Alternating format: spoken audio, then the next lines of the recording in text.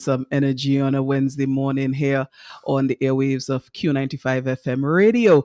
Good morning to all our listeners, all the people who regularly tune in to the program and meet me around and say, I always listen to Health Vibes. Good morning to you guys. It's very nice to know that you are always tuned in to Q95 and tuned into the program. Good morning to our listeners who traditionally log on and listen to the program from work, and they take the opportunity to sometimes put their headphones in or have Q95 on in the background in their workplaces. So good morning to you guys who are at work and tuned into the big station listening to Health Vibes this beautiful Wednesday morning. Good morning as well to all our retirees who listen to the program regularly as well, tuning in or every Wednesday listening to the program from home. Good morning to you. And to our bus drivers, taxi drivers, people on the road, people who are always hustling, but they're making sure that their radios are always tuned in to the program. Good morning to you. And a very, very special good morning to all the educators who are on vacation and they have been listening to Health Vibes throughout this summer.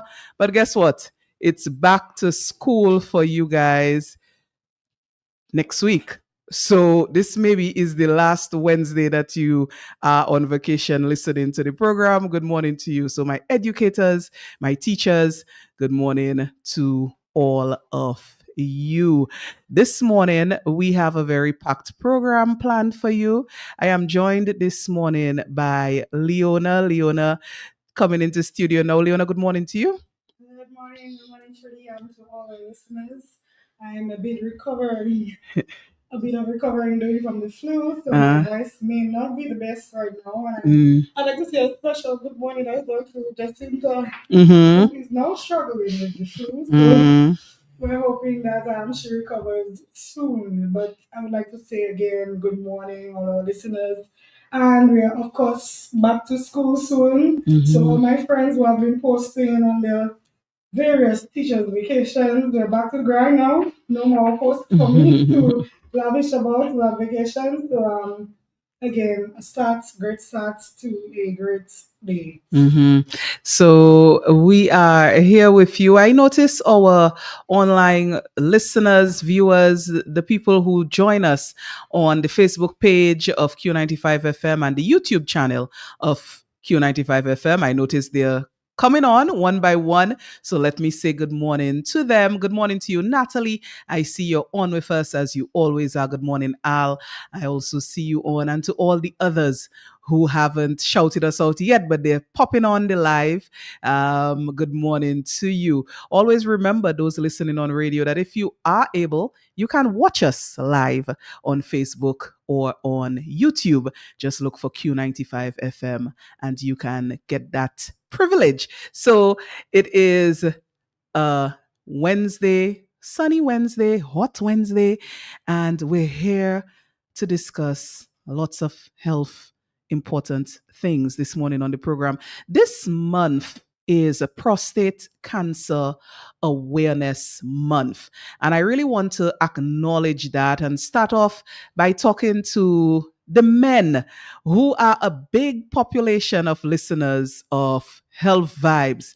Our male listenership is very, very, very big.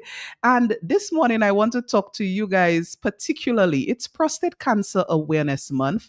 And we have some startling statistics coming from the Ministry of Health. And I think it is very important to just use a few minutes to speak to what we are seeing coming out of our health statistics from the ministry. So I'm reading here in an article that was published on the 1st of September. This month is Prostate Cancer Awareness Month. So on September 1st, the month of activities for prostate cancer awareness was launched, and the Minister of Health Honorable Kasani Laville, gave an address on the incidence of prostate cancer in Dominica and how we are aiming to battle this disease. He said, and I quote here, prostate cancer is the most commonly diagnosed cancer among men in Dominica. He's saying too, it is a condition that not only affects physical health, but also has significant impacts on families and communities. And the minister went on to say the numbers speak clearly in 2024. Out of 112 cases of cancer diagnosed in Dominica, 27 were prostate cancer. That means nearly one in every four cancers, 24.1%, was prostate cancer. And this is the statistic that I feel is particularly alarming because what that means is that one in four of everybody who was diagnosed with cancer last year, 2024, was a man, and the form of cancer was prostate cancer. And this form of cancer is you are able to treat if it is detected early, and mortality or death can be reduced from this form of cancer if it is intercepted early. And so the month of September is always used as a way to encourage men to keep their health on their minds. And one health indicator that they should be looking out for, particularly once you are past the age of 40, is the health of your prostate.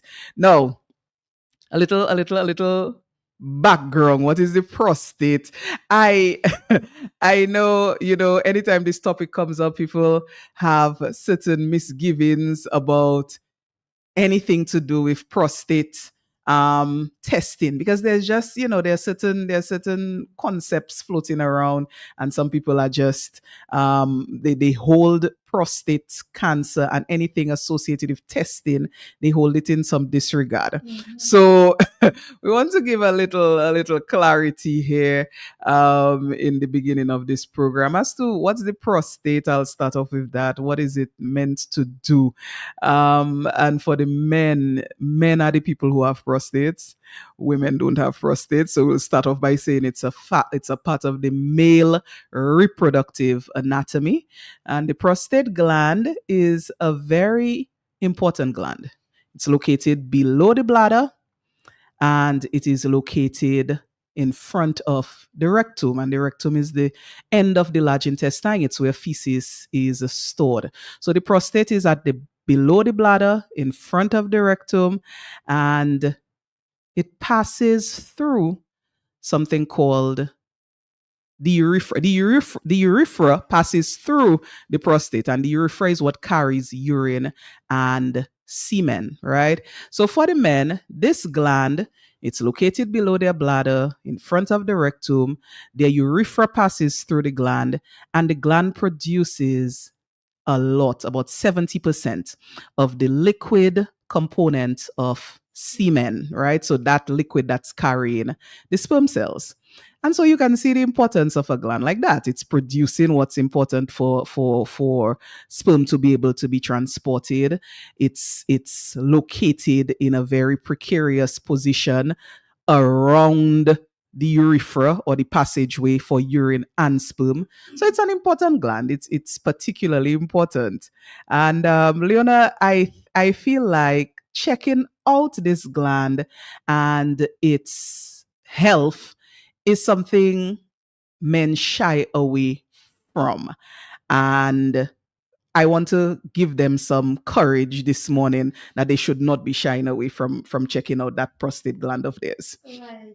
So most persons who come into the pharmacy that have, concerns in that region, they're afraid to test because, of course, like we know, testing or one part of testing does involve a physical component. Now, there are two tests that may be done when it comes to the prostate. You might have the PSA, which is done for the blood, so to see what your levels are, and then there's also the actual physical clinical test where the finger is inserted through the rectum to feel any abnormalities on the prostate.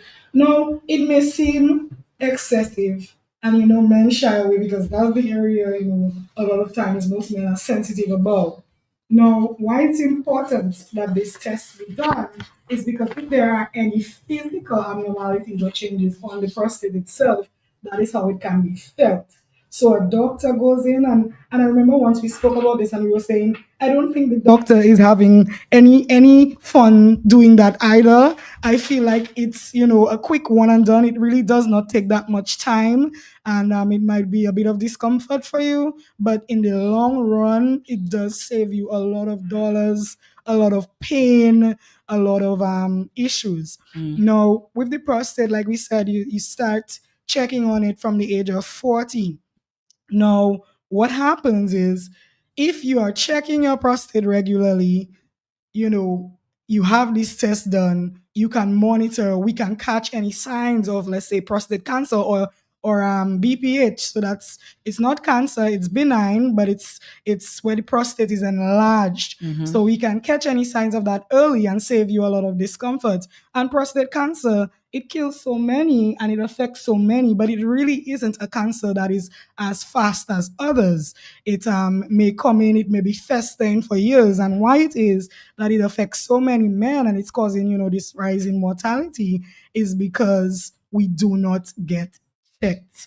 So, for instance, because of how it creeps in and it kind of slowly gets worse over time, it can be something that can be controlled, something that can be avoided or prevented, or, kind of make the situation right treatable. It is, and it is that you need to go in. So we need to put our pride aside a little bit and get ourselves to the doctor. It's an appointment that is not going to, it's not a big procedure where you have to be there waiting in any surgery room. You don't have to be there for 45 minutes. It's really quick. And then with that as well, I would like to tell our men, you do not ignore the signs that come along with either prostate cancer or enlarged prostate. So, like Trudy was saying, your urethra, where your pee comes from, it comes down through the prostate. So, a lot of times, if the prostate is enlarged or if there's any abnormalities, you might start to have that difficulty peeing. So, it's almost like you want to pee, either all of it doesn't come out, or you have that drip, drip, drip all throughout the day where you notice you might wet yourself, that incontinence, anything like that. Do not ignore that. Get it checked. And when it gets worse, we get pain. We don't want that type of pain at all. Yes, so that is good encouragement for the men. I just want to back you up, Leona. Yes, there are ways to check the prostate, and the ways, as Leona mentioned, either the prostate specific antigen test, the PSA, which is a blood test, or the digital rectal exam, the DRE, which is where the finger is inserted into the rectum to palpate or feel the prostate.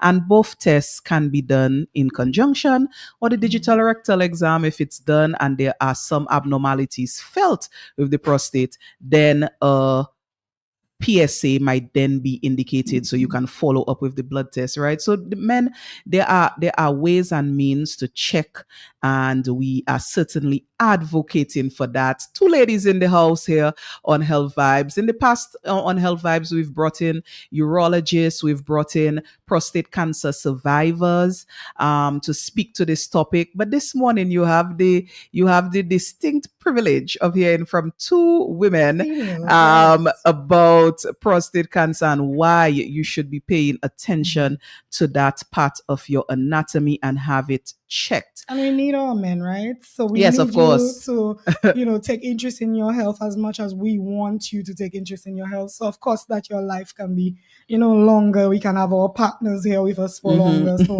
do that for you, do that for us, do that for the family. Yes, of course. And some of the symptoms that the prostate may have some problems, and Leona mentioned some of them. So the prostate might be enlarging, and that happens with age, or the prostate might be experiencing cancerous changes, or the prostate might be undergoing what Leona mentioned, benign prostate hyperplasia. It's getting huge, right? But it's not cancerous. So we do have different symptoms. I see we already have someone trying to reach us. Let me take this call. Caller, good morning. Yes, good morning, my ladies. Good Good morning. morning. Good morning, Lily. That is Pam. Your mama Pam. Hi. Morning, Pam. How are you? How are you doing? I am good. I Thank glad to you. see my child learning a lot and can give out a lot. Of Mhm. course. Yes, when you come tell Mama Davo and all the others, hello for me, please. I will. I will. I'm Thank glad you. you are doing something good, my dear. Thank you. That is Jeremiah. I'll be glad to see you there. God bless Indeed, you. he Take would. care and continue to do a good work. Thank you. Mhm. Thank you. Okay. Thank you, caller. So, Leona, big up to you. Yes. And we were talking some symptoms that the prostate maybe, the prostate needs, you need to check. Even before you have any symptoms, though, we're advocating that Mhm. you just regularly check from the age of 40. You do your yearly check of that prostate gland in the ways that we have mentioned. But yes, if you do notice difficulty in being able to pee, or as Leona said, trickling of the urine. So it's not a complete voiding process that happens when you do urinate. It's there's a trickle or a dribble of the urine. If you notice there's pain in the perineum area, which is between the penis and the anus, right? If there's pain in that area, that is also indicative that the prostate maybe, needs to be checked. There's a problem there.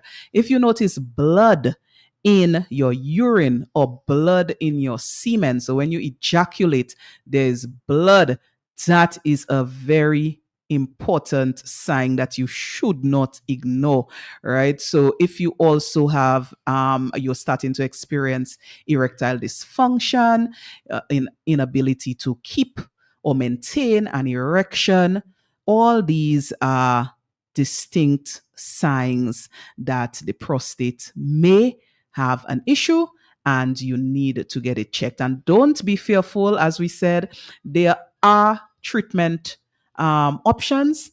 If there is an issue with the prostate, sometimes the prostate has to be biopsied to see if it's a cancerous cause that's causing the issue. And there are treatment options. So do not fear testing. And that's what we're advocating for. Early intervention, as we always say, is what saves lives. I see we have another call coming in. Let's take this call. Caller, good morning. Good morning. Yes, morning. Hi, good morning. Is that the Jolly Yes, program? you're live on Jolly's Health Vibes. Okay. Actually, I just wanted to, first of all, mention the question of the numbers. Mm-hmm. Well, it really is a matter of concern, but it really would be useful if the ministry, could give maybe numbers for the last 3-4 years Mm-hmm. To show the so that you trend. have a better understanding of what's going on. Because Mm-hmm. I believe there seems to be a bit of a rise, Mm-hmm. and it would be good to maybe have some investigation done to find out what it might be the cause Mm-hmm. of this rise in this problem. Because a very critical problem, and as as Miss Christian was saying, I know the men seem to dread having not so much the PSA, but the other one. But Yes. the PSA really might indicate whether you need to double check, and Mhm. that's where you go for the other test, which is the most said one. Mhm. But I really think that we have to maybe find out what might be the cause of this rise. Mm-hmm. Although I can't talk of a rise because we do not have the other numbers to make a good comparative business between, like, say, the last 3 years or even measure Mm-hmm. 2020, 24 with 23, Mm-hmm. 24 with 25. But I believe it's good to have these public education programs so that you can sensitize your male population to look after themselves Right. and to really see how they can extend their lives. So I just wanted to make these notes. Yes, thank you, thank you, caller, so much. And I definitely agree that in terms of analyzing health statistics, seeing the pattern would be particularly instructive, so we get a clear idea of what is going on. I was surprised to hear the figures quoted, because we have really had an absence of solid data as it relates to incidence of cancer in particular.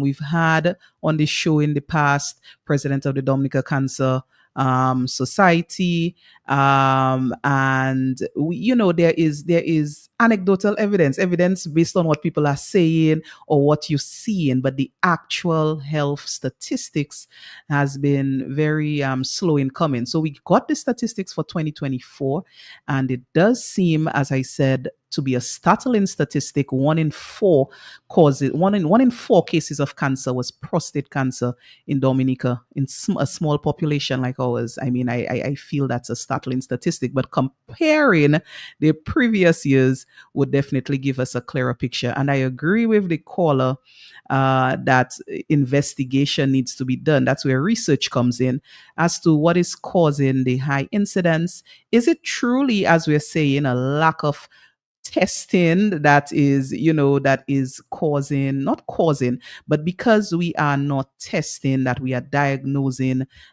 later, or is there something else environmental wise or lifestyle wise that we need to be looking at in terms of causation? So I really appreciate that intervention, caller, and I hope the powers that be may be listening, that we can have a clear analysis of the trends in cancer incidence over the past years and see where we're going and where we need to be focusing as it relates to cancer in Dominica. But Leona, one thing I wanted to mention, because we're going to switch gears shortly, but one thing I wanted to mention too, that because this month is Prostate Cancer Awareness Month, many the labs and the health clinics in the public health sector, and also some private doctors as well, are offering discounts on testing.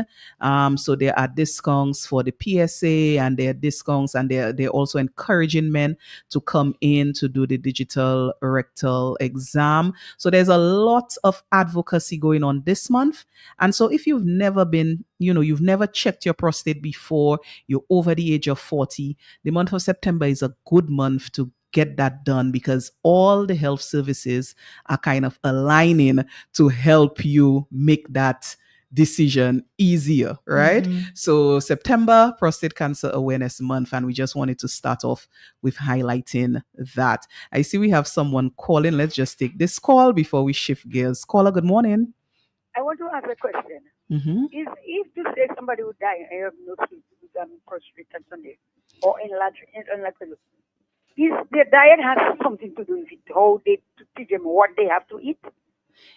Can you repeat your question, please? If someone, I said, if somebody will be diagnosed with enlarged prostate, or maybe a sign of it, is there a special diet that they have to take?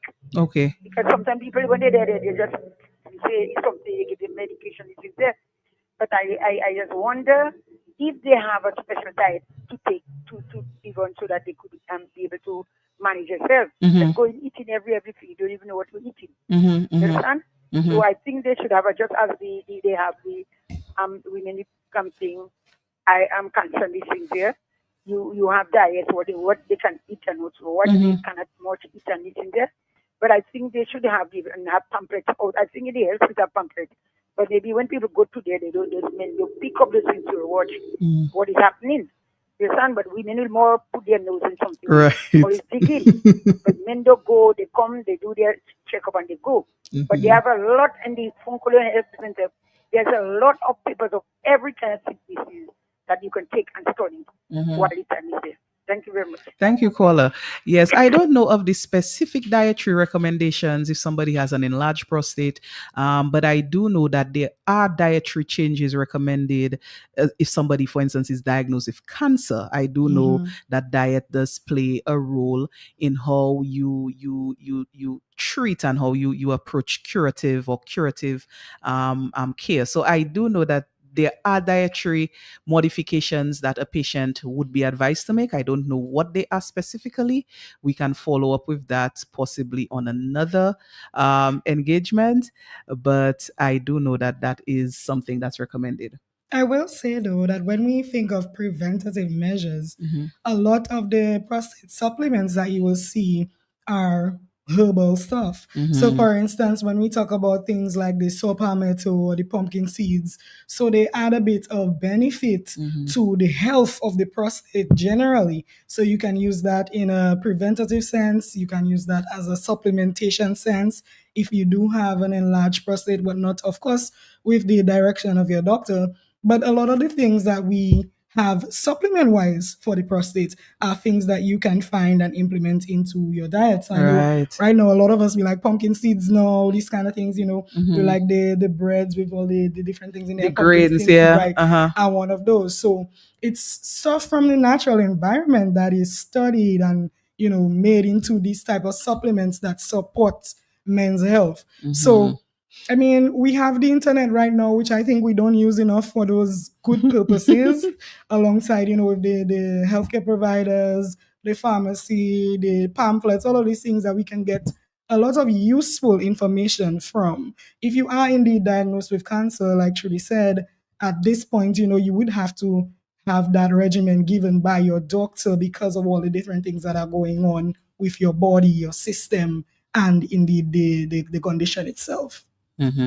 Yes, and the caller, the last thing I'll say, the caller did mention that in terms of the information about the prostate, information about caring for the prostate, it should be disseminated more widely in the health system. And then she said that sometimes there are pamphlets, or oftentimes there are pamphlets, but the men maybe are not taking them. So we know generally this is something that is studied and it's factual, that men have what we call poor health seeking behavior, meaning men are less likely to interact with the medical profession, to go to a doctor or to a clinic.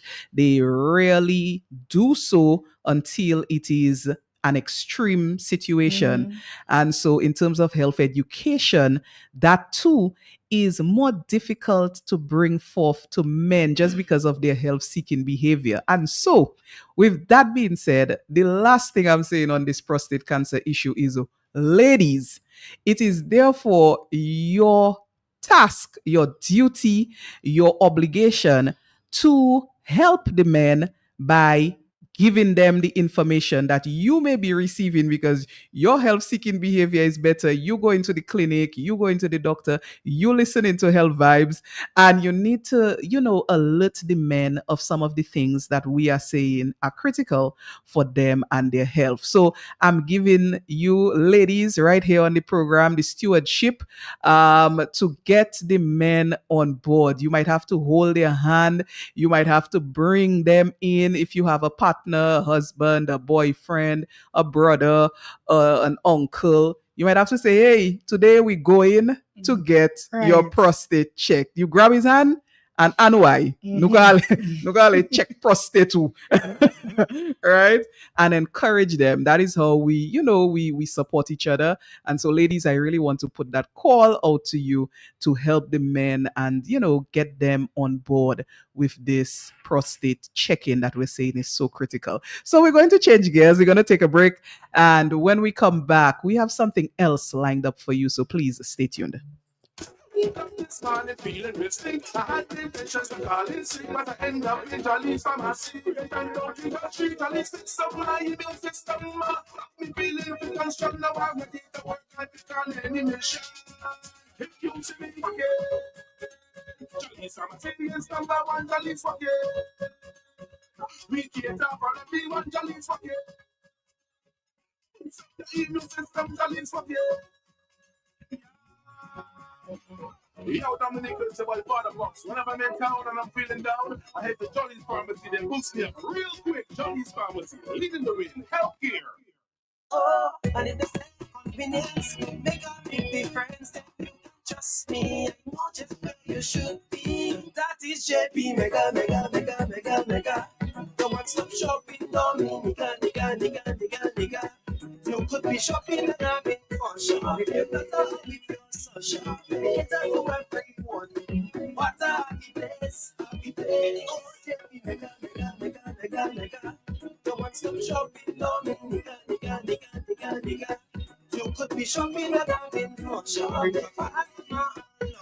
it's a to everyone. What a happy place. Oh, what a happy place. But just stick some more any item and you automatically qualify for discounts. Check us out at the Mega Store in Fongolia where there's lots of parking on Monday to Friday from 9 a.m. to 7 p.m. On Saturdays from 8 a.m. to 6 p.m. and on Sundays from 10 a.m. to 2 p.m. JP Mega, the best family shopping experience. Jolly's Pharmacy is bringing vibes to health with Health Vibes. Health Vibes. Each and every Wednesday from 10 to 11:30 a.m. with your hosts, Trudy Kristen, and co-hosts, pharmacists Jacinta Fagan and Leona Jeremiah. Education, information, and a bit of humor. And not forgetting lots of vibes. Jolly's Pharmacy is bringing health and vibes together with Health Vibes. So be sure to tune in each and every Wednesday on Q95 from 10 to 11:30 a.m. Jolly's Pharmacy, leading the way in healthcare.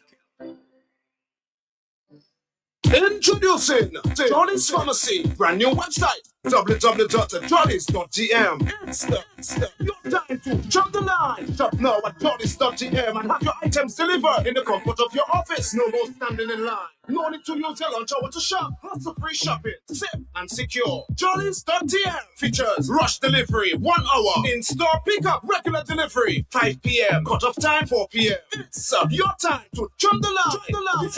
www.johnny's.gm. Johnny's Pharmacy, leading the way in healthcare. Jolly's Pharmacy is bringing vibes to health with Health Vibes. Health Vibes. Each and every Wednesday from 10 to 11:30 a.m. with your hosts, Trudy Kristen, and co-hosts, pharmacists Jacinta Fagan and Leona Jeremiah. Education, information, and a bit of humor. And not forgetting lots of vibes. Jolly's Pharmacy is bringing health and vibes together with Health Vibes. So be sure to tune in each and every Wednesday on Q95 from 10 to 11:30 a.m. Jolly's Pharmacy, leading the way in healthcare.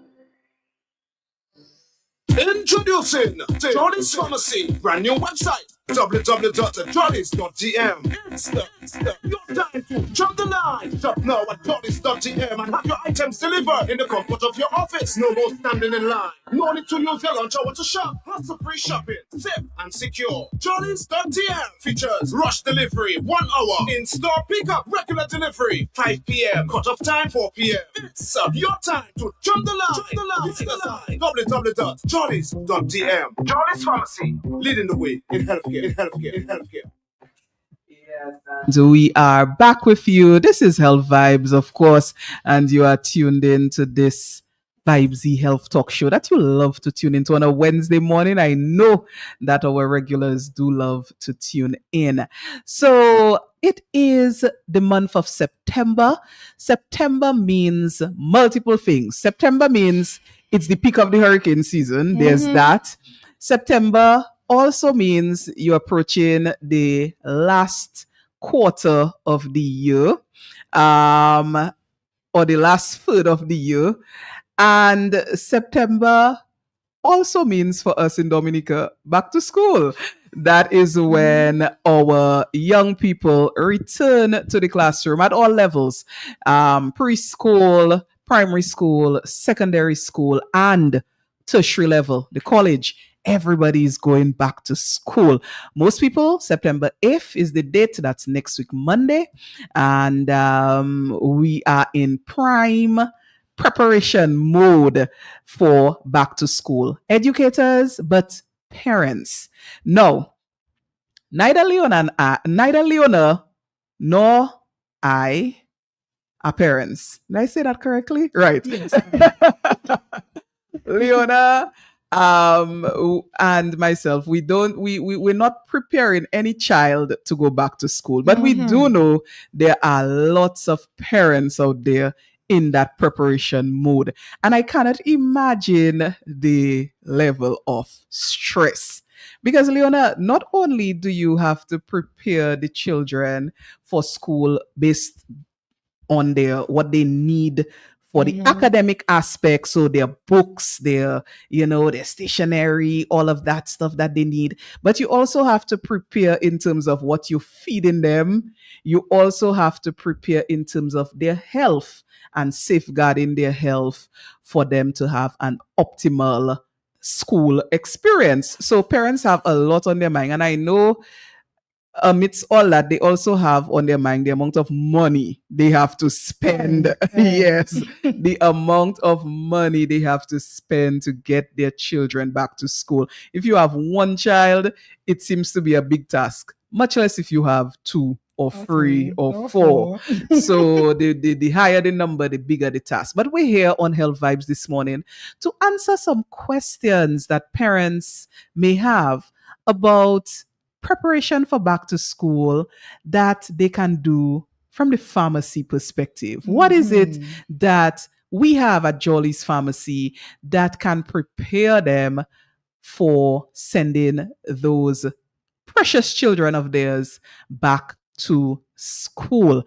And because we aren't parents, we had to hit the streets to get the questions from parents. We wanted to know, what do parents think, or what are they asking when it comes to going back to school? And we got quite a few willing parents to give us their thoughts, their concerns, their questions.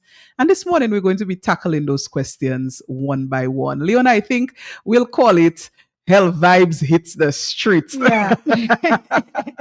Health Vibes hits the streets, and Health Vibes is reaching out to parents today to find out what it is that they are concerned about for their children going back to school. So let's take the first concern, Leona, and let's hear what our parents are asking. So the first opening batsman, let's hear what that person has to say to us. Does providing the students with alcohol wipes really work? Okay. Oh, okay. Alcohol wipes. That's an interesting question. I know that during Maria, we were all about the alcohol wipes, the sanitizers, clipped on the bags, everything like that. So if you want to find out about the benefits now, it's not that we're no longer, in an active pandemic. However, it is beneficial to a certain extent. We want to instill in the children that the golden standard would be to wash your hands.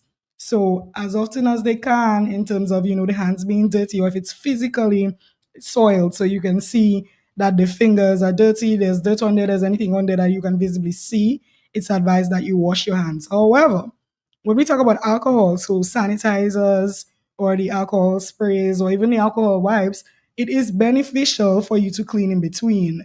So if you are, for instance, in a school setting, you're, at your desk, especially first day of school, high school, when you go to your desk, you have your desk specific way, how you want it, whatever the case may be.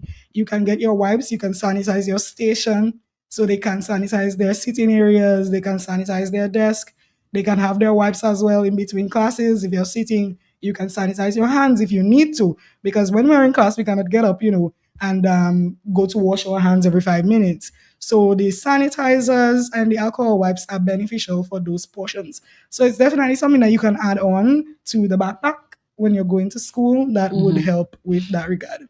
Okay, so that's good information. I guess this parent is, since as Leona you said, COVID, the pandemic has sort of been reduced, or the incidence of COVID is reduced. People have not been sanitizing like we were in the peak of the pandemic.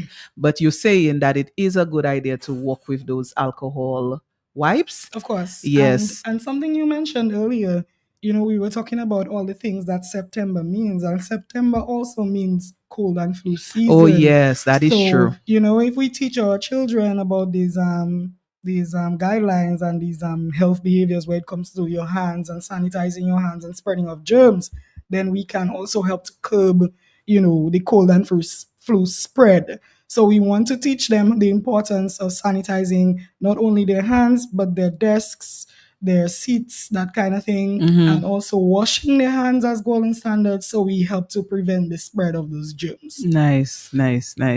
Okay, so that was the first question. We do have many more questions. Let's hear what the next parent had to ask.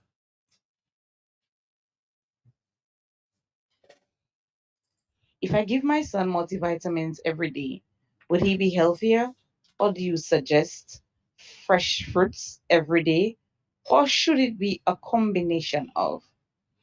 Okay. So the question was, should she give her child, her son, multivitamins, or should it be fruit based? Should she just give fruits, or should it be a combination of the two? So this parent is concerned as it relates to vitamins, supplements. Leona, what do you say to that? The first thing I will say is that the foundation of any healthy child is a proper diet, right? And so we never knock off diet for supplementation, but we do know that there may be very picky eaters, especially the younger children.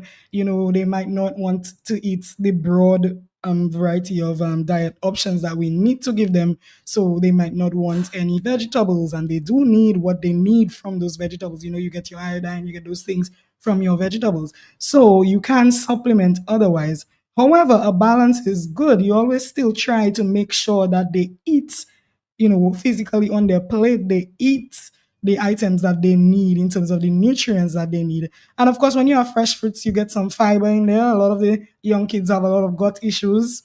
And again, it comes from picky eating and, other things.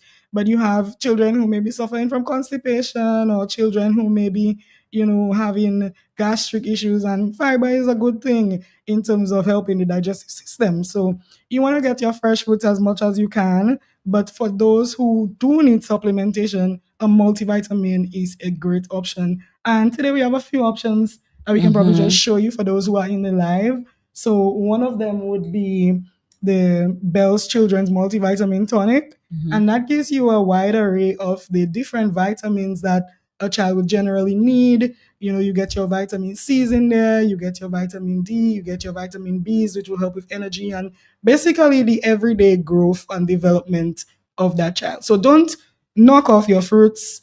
See if they do like them. If they are really picky, you might need an added supplementation like this, or even the Fitzroy multivitamin tonic that you can use as well. And this one you can do for younger children, older children, both of the options. It's just a matter of dosing, which you can get help from your pharmacist, or of course on the box right there. So as much as you can, focus on the child's food, the diet, a varied diet. a varied diet. And of course, the supplements can help to fill in the gaps for those piggy eaters. Right. And we did have Dr. Leandy Bertrand on with us last week, who she's a nutritionist, and she did indicate that, oftentimes the child can get the totality of their nutrients from food, but there are cases where supplementation would be indicated, particularly if the child has a deficiency that is diagnosed by a doctor. So sometimes vitamin D deficiency or iron deficiency, right? So there are times when supplements are indicated. So Leon, I wanted to go back over the two things that you highlighted: the Bell's Children's Multivitamin and the Fitzroy Multivitamin Liquid Tonic. And I see that the Fitzroy Multivitamin Liquid Tonic contains iron and ginseng. So these are two products that our pharmacist Leona has brought in, that Jolly's Pharmacy has available, that you can use for children for supplementing their vitamins and minerals. So two supplements: Bell's and Fitzroy. Leona, which one is more popular?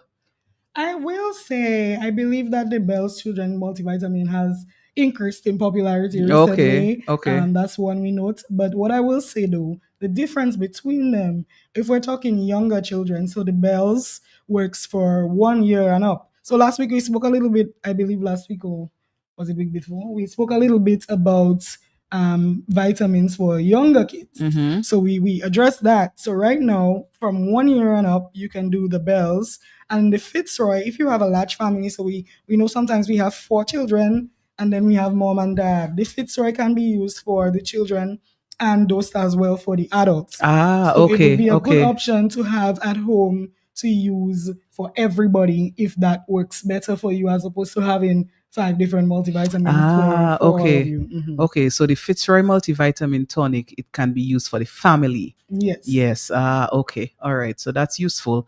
All right. So yeah, there are options, and Leona, to answer the parents' question, because her question was multivitamins or fruits or combination. So we advocating for combination as required. needed. Yes, as required. Okay, let us get someone else. So let's hear what another parent has to ask. Hi. As a parent, one question I usually have at the start of the school year is what's the best way to support my child's immune system so they don't get sick as often once school has started? Mm-hmm.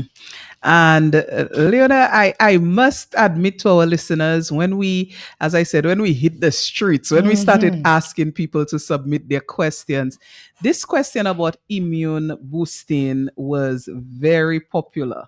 I think several different parents asked it in different ways, but essentially, parents are concerned that once the children get back into the classroom, the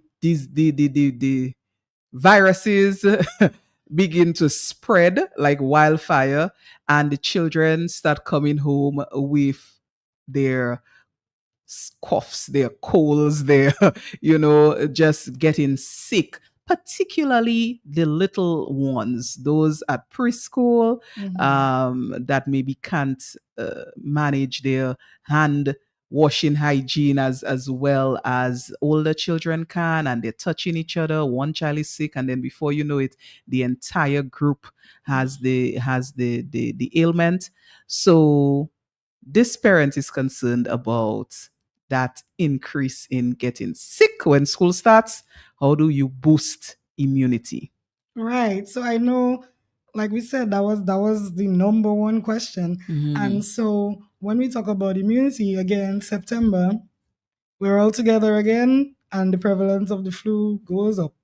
And so what we want to do is just add an added help to your already working immune system to help to guard you against viruses. So some of the things that can happen, and of course the foundation again is your diet.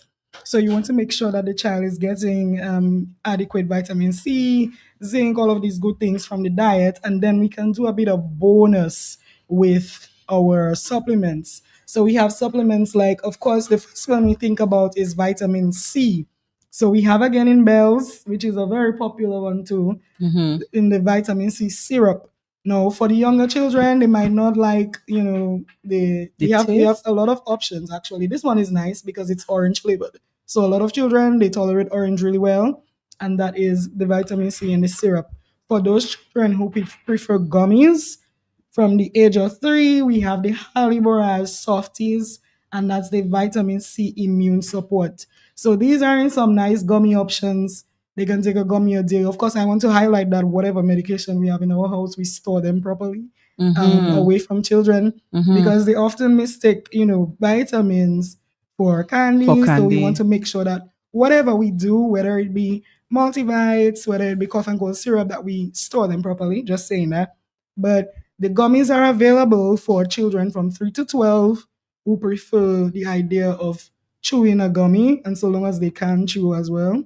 And of course, when we're talking about active flu or even just prevention, we have Immunome, and that would be a combination of not just vitamin C, but zinc, which are both beneficial for that antioxidant effect for helping your immune system to fight against those viruses, the flu, and whatever else may come its way.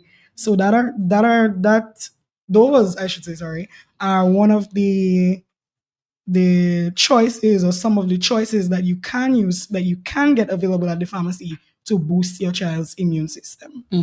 I think, Leona, somebody specifically asked about Immunome, so you might have to come back to that a bit later, because it's a product that I know a particular parent had a specific question on. But we're saying that there are options to strengthen or to enhance immunity. The vitamin C bells, vitamin C, children's vitamin C syrup is available, and the Haliborage gummies. As Yes. well. Something I had to mention though, Mhm. a lot of times what we knock off is vitamin D, and we've been talking about that a lot, whether it be on the radio, whether it be in person. We've been discussing vitamin D a lot, because if vitamin D is lacking, then that can also affect your immune system. So that's one of the things that you can talk to the child's pediatrician about. And of course, there are vitamin D options available in liquid for young children, older children, and of course adults. But right now we're talking about the kids. So we have these options just in case you might need added supplementation of vitamin D. So it's important as well that in the age of technology, we get our children outside. For the summer, they might have been outside more, and they have their lunch breaks and their snack breaks where they play with their friends, and they're outside of the classroom. So they're getting that sun per se. But we also want to monitor that just in case that is something that is needed. Okay. I do see that we have people trying to call in. So let me just give the numbers as we try to handle the questions that we got from our parents, but also handle some questions too from our live listeners. 449-3095, 449-3096, 449-3097, and 616-4257. If you're calling us from overseas, the number is 305-432-9624. And of course, we're talking about some tips. We're giving some tips based on queries that parents have about preparing their children health-wise for going back to school. Let's take this call. Caller, good morning. Good morning, Trudy. How are you doing? Hi, good morning. I'm good. All right. I think I missed a segment of the program this morning. When you began, you were talking about prostate. Yes, we did a segment on prostate cancer and awareness of needing to check the prostate. We did that at the start. Yeah. Can I make a comment and then ask, is the doctor you have with you there? No, we have the pharmacist, Leona Jeremiah. Oh, the pharmacist. Okay. Well, let me make a little comment on the prostate thing. I try to encourage men to do the screening. And some time ago in my travels, I met a gentleman who said to me that he had difficulties going to do a DRE. And people think it's easy. And I said, well, I've done it a few times. And he said it's not easy for him. I said, why? He said, because it's difficult to have somebody break no entry and go into an exit. So it's not an entry. And he was really serious about that in terms of not wanting to do that because of how it is. And my own thing is that if you've never done it and if you have a certain mindset, you can really feel violated to have a DRE. However, the reason for doing it, I believe, should supersede the actual examination. Because if you do it, then you know where you are, and if you keep doing it, then you have a very good idea of what's happening with you, and you are able to monitor yourself very well. So my own thing is that I think you say it was a privilege or whatever for two women to talk about prostate cancer while I was listening to you. I don't know if women might be able to express it to a man like that confidently. Suffice it to say, so I really think that men, once you climb 40, you probably should make a deliberate decision. Drink water if you can, do whatever you have to. Bring somebody if you said you can hold your hand. Do the first one. After you've done the first one, then the rest is easy. It's really quick, and my doctor had to really counsel me into doing it, quite frankly. As much as I think I know plenty things, but he had to counsel me into doing it. And then, since then, I don't have a challenge doing that. So I would encourage men to consider doing it. Protect yourself, preserve your health, and go and do a diary. I think even if you do a PSA, in my view, from my understanding, sometimes you don't have, in absence of a physical exam, you still have some challenges as far as I'm concerned. But I just wanted to add that earlier on, and I missed you for a while. Yes. Sorry for calling. Thank you, Pastor Ronnie, and I, of course, I appreciate you adding the male voice to the discussion. It still is a privilege for them to have two women advocating for them to get tested, but coming from the man, they might take it even more seriously. So thank you for that. Thank you for your call this morning. Thank you so much. Yes. So Leona, we were talking. We had shifted gears from prostate cancer awareness, and we were talking about our back to school tips for parents who are asking, and we were on immune boosting. But I think it's time for us to take another question because we have some more lined up. So let's hear what another parent has to say. How can I identify whether or not my child's cough and cold is a simple common flu or whether or not it is more serious? Okay. So the parent, how do you know if the cough is a simple cold or if it's something more serious? That's an interesting question because most persons kind of see it like anything is serious. But one way or the other, if your child does have the cold or the flu, it's most important to monitor their symptoms. So if your child has anything, and it's not that I'll say one is that is the serious symptoms and you ignore the others. That's not what I'm saying at all. However, there may be simpler flus that can be dealt with, and then there may be the flu that needs intervention, that needs other medication, prescribed medication. And sometimes it's not that easy to identify. So of course, if you're ever worried, if you ever notice anything, if you'd like to understand where your child is at, that's what we're here for. The pharmacists are there, your healthcare provider, the child's doctor is there. We don't ever advise that you take it upon your own and just ignore the symptoms and figure you okay, right? Because a lot of times, sometimes when those symptoms fester, depending on what they are, that can cause much more complicated conditions, and these conditions are harder to treat. So, for instance, if your child comes down with the cough, it looks like the common flu. They're having, runny nose, sneezing, watery eyes, and that bit of cough, maybe some mucus. Then we have OTCs that can deal with that. If we're talking about anything that involves a fever, if there's any wheezing on the chest, if the child is extremely lethargic, or they're what I mean is they're extremely tired, they don't have the energy that they normally do, they're refusing food, they're having any vomiting, diarrhea, these symptoms are generally more serious when it comes to the child's health. So you want to monitor, regardless of whether it's those symptoms or otherwise, you monitor the symptoms, you monitor the onset, because what we are going to ask, or your doctor is going to ask, is when the school started, what the symptoms are, if there were vomiting, if there was vomiting involved, how many times, what happened, if there was any diarrhea. So monitor your child's symptoms. And of course, anytime we have vomiting or diarrhea, we want to make sure we're looking for signs of dehydration. So if you have any pale skin, or the skin is kind of bunching up, looking like it's dry almost, if you have any really pale under eye in that region, if the child is thirsty, slow, all of these things that we want to monitor. But of course, your healthcare team is there to make the choice the decision as to how serious a flu or a cold is and when it needs other intervention. And something I want to tell parents here today,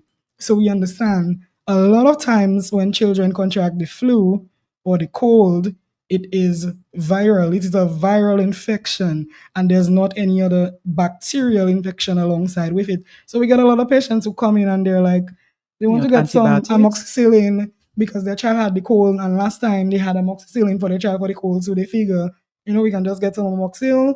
Or for instance, they didn't give the entire dose of amoxicillin and they just give it to the child at home. We don't want to encourage that practice. You're only given antibiotics with the cold or flu if the child contracts a secondary infection that involves bacteria. So antibiotics.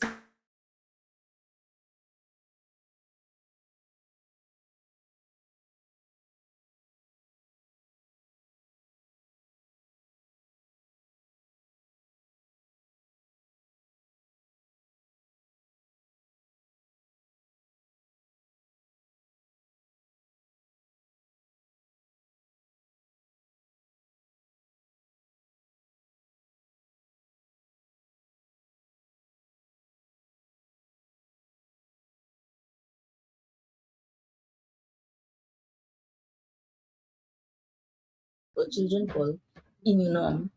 It has vitamin C, which helps in immune function, zinc, which helps in wound healing, and D for bone support. Do you think it's a good supplement to give my daughter to start the new school year?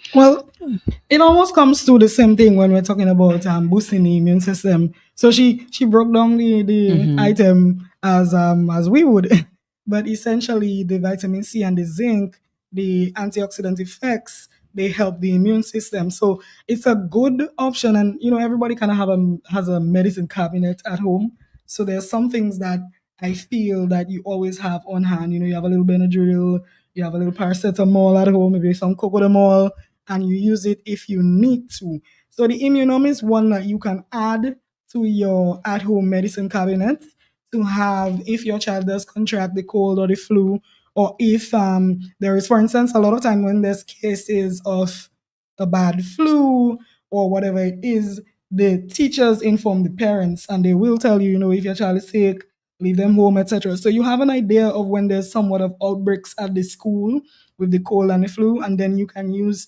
this supplement to help to boost the system, in the short term for prevention of those issues. So it's definitely one that you can add to your arsenal at home. To your medicine cabinet. right. So that's Immunome, and I was just showing it to the people who are looking at us live.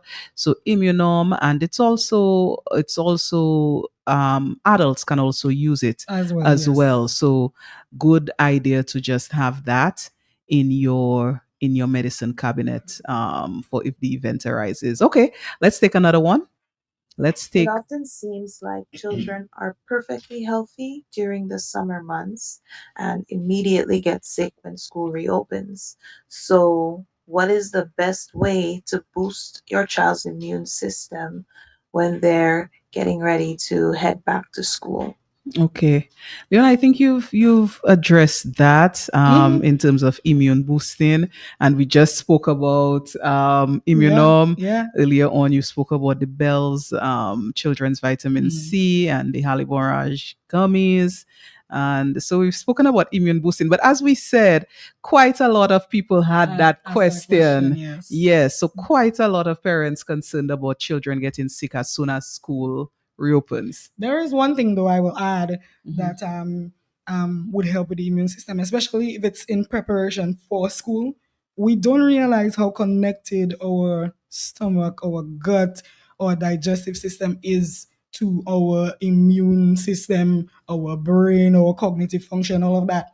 So we have options in probiotic form. We have probiotic drops as well as probiotics with some fiber, especially for those children who have those constipation issues and digestive issues, that can help to boost your immune system as well. So it's supplementation that can be taken steadily or regularly before in advance to get their stomachs back into gear, their bowels, all of that back into gear, and that can help to boost their overall immune function. So something that can be added during the summer, especially because during the summer, kids are eating anything and everything. We're eating late.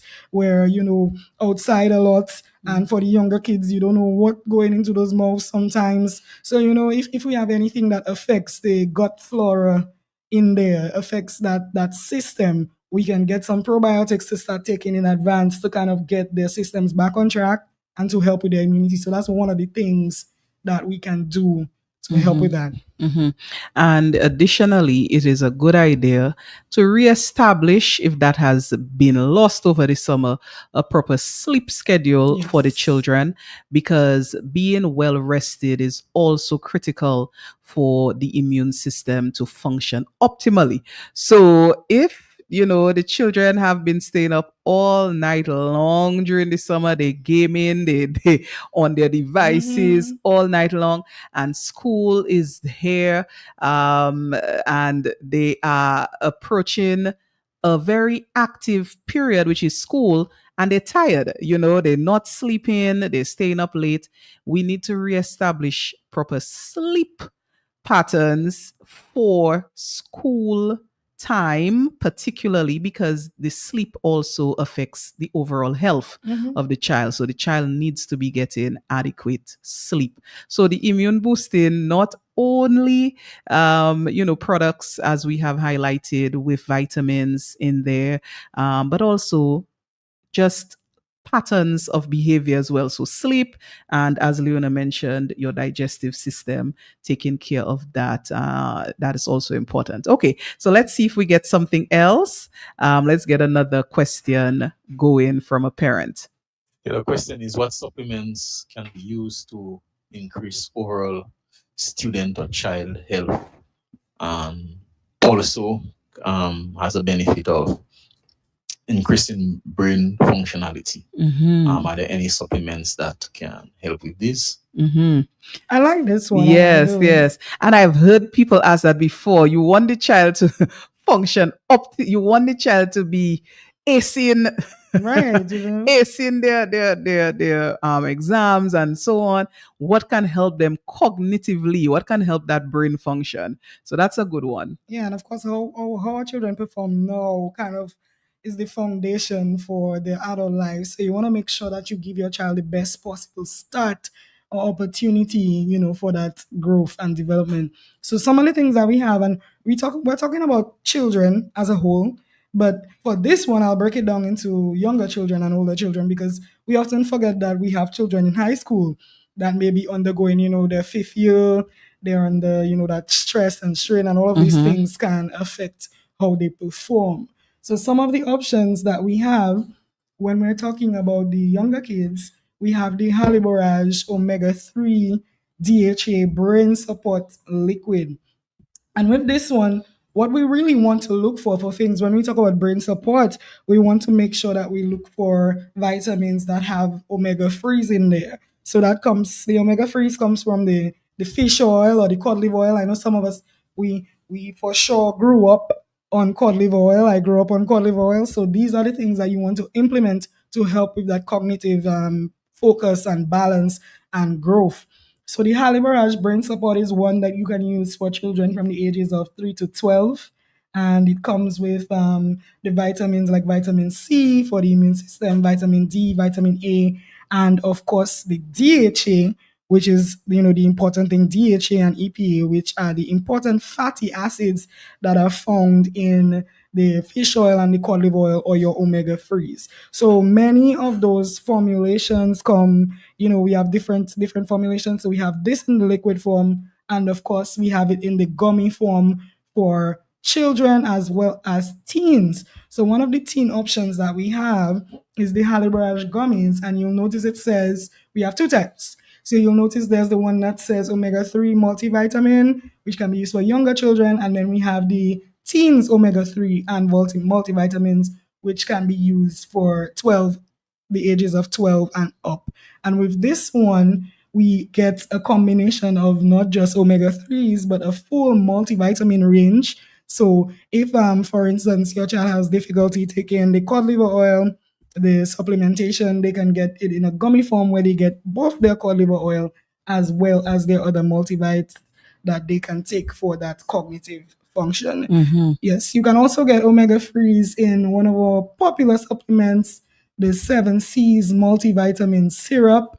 And that one is a nice orange flavor. I know sometimes it may be difficult for children to stomach cod liver oil. They might have difficulty with the smell, but this one is well masked and it's a full multivitamin in there. So you can get a full range of vitamins as well as your cod liver oil. Mm-hmm. And lastly, for that, we also have the Vit360 brand, which gives you a multivitamin cod liver oil balance as well. Okay. So several different products. If you want to enhance cognitive functioning, brain functioning, Leona has given us quite a variety of options that we can look for at Jolly's Pharmacy. Okay, let's take another question. I know we have a few more I want to get to, and we're almost at the end of our time, but let's see what we can get through. Let me get one more. Would you also recommend flu shots before returning back to school, or is it not necessary? Okay, so flu shots, the flu vaccine. What is the necessity of that for back to school? And do we offer the flu shot? Right. So the flu shot. Now, here in Dominica, we do not, or I should say, we have not placed so much importance on flu shots. If you go to some of the larger countries, that is a very regularly implemented thing. But we have carried the flu vaccine for a little while now, and the pediatricians and so on are indeed aware. Now, the flu vaccine can be something that would be very beneficial because what it does, it helps to reduce the risk of severe flu illnesses. So the flus where children may have to be hospitalized and miss school days, and you know how much that can set a child back. Of course, the vaccine in itself is an important thing to keep from getting those really bad effects of the flu. So it's not that it stops you from getting the flu altogether, because the flu in itself is multiple strains of different viruses that can cause the flu. And the flu vaccine, funny enough, it protects you. You take it every year. It protects you for this year. So there's a flu vaccine for 2025. There's a flu vaccine for 2026. And that's why you have to get it done annually.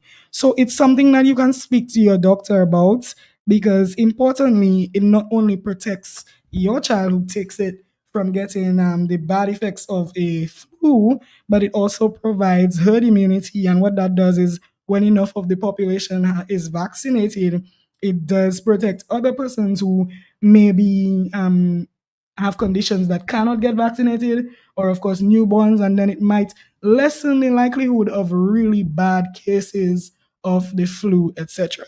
So it's something that is available here. It's something that we carry. It's something that you can speak to your pediatrician about in terms of your child getting the flu vaccine, especially if your child is prone to getting sick often. I know there's some parents who are so stressed, because their child gets the flu every start of the school year. The school term is 3 months and your child might have the flu every single month. So we want to give our children the best opportunity to learn, the most time that they can get to grasp those conditions without having to be, away from the chalkboard.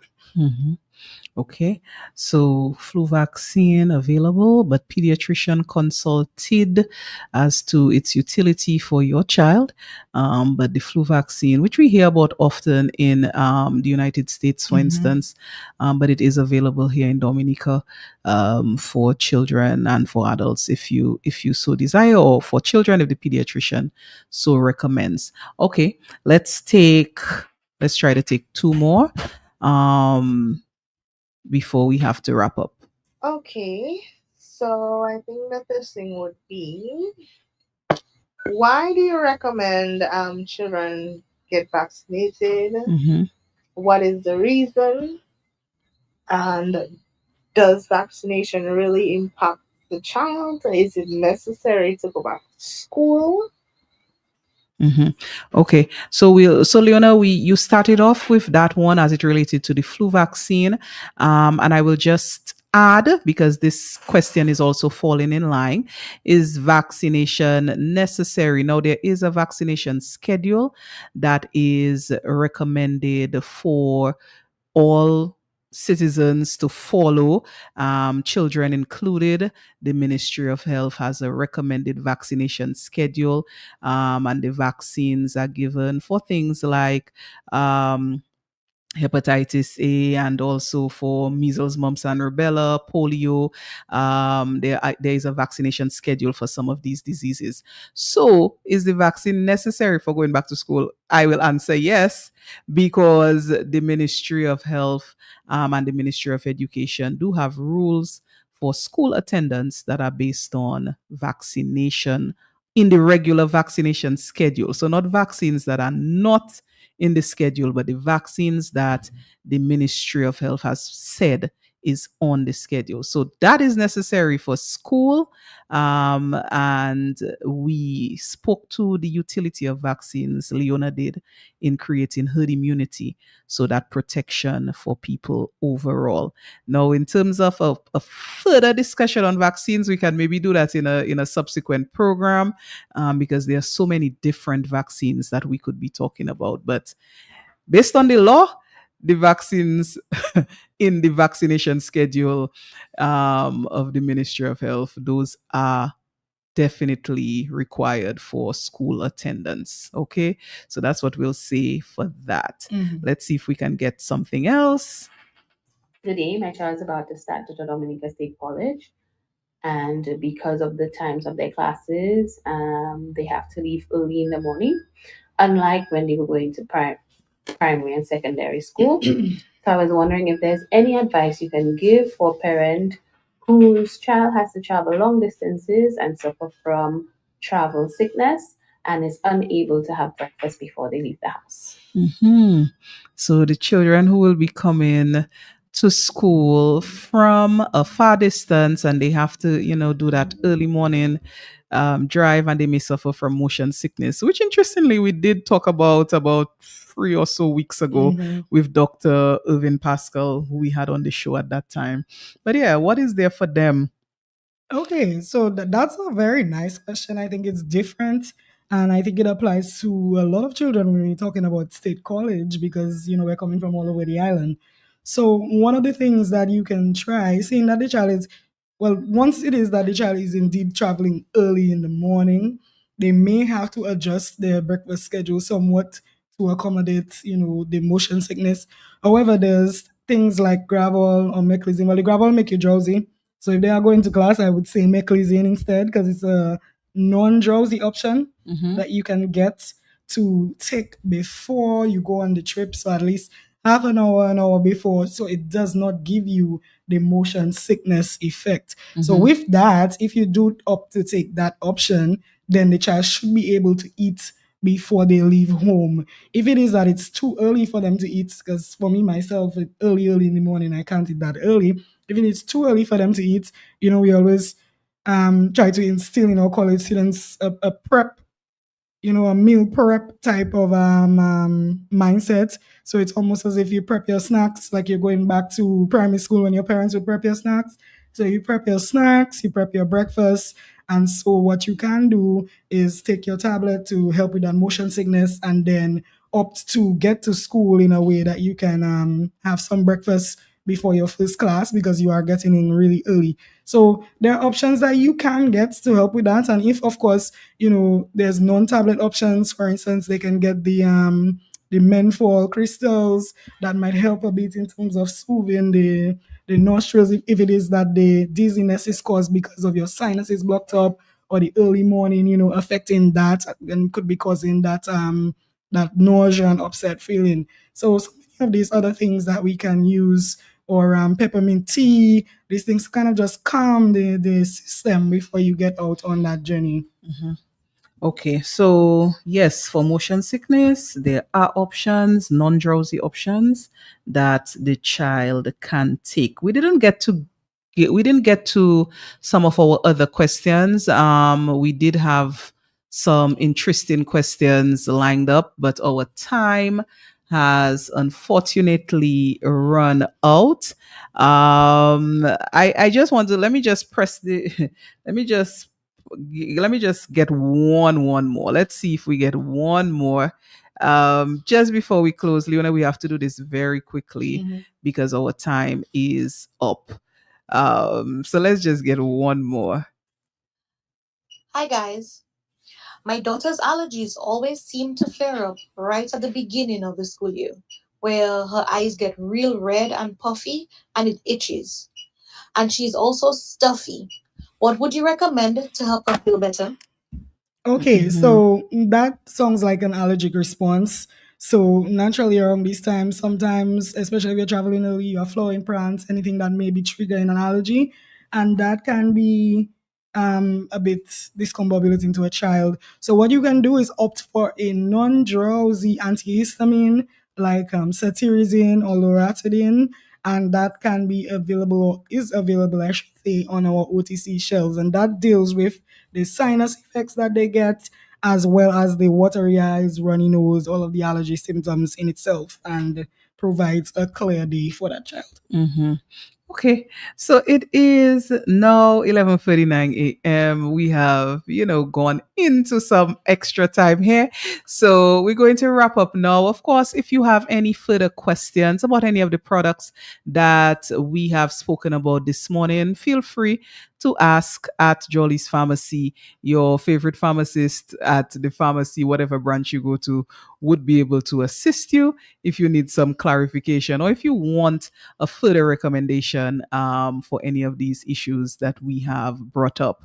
But we do wish all our listeners a very good and productive week, a healthy week, and we hope to return to be with you next week, Wednesday, on another episode of Health Vibes. But in the meantime, we're signing out here from the studios of Q95 FM Radio.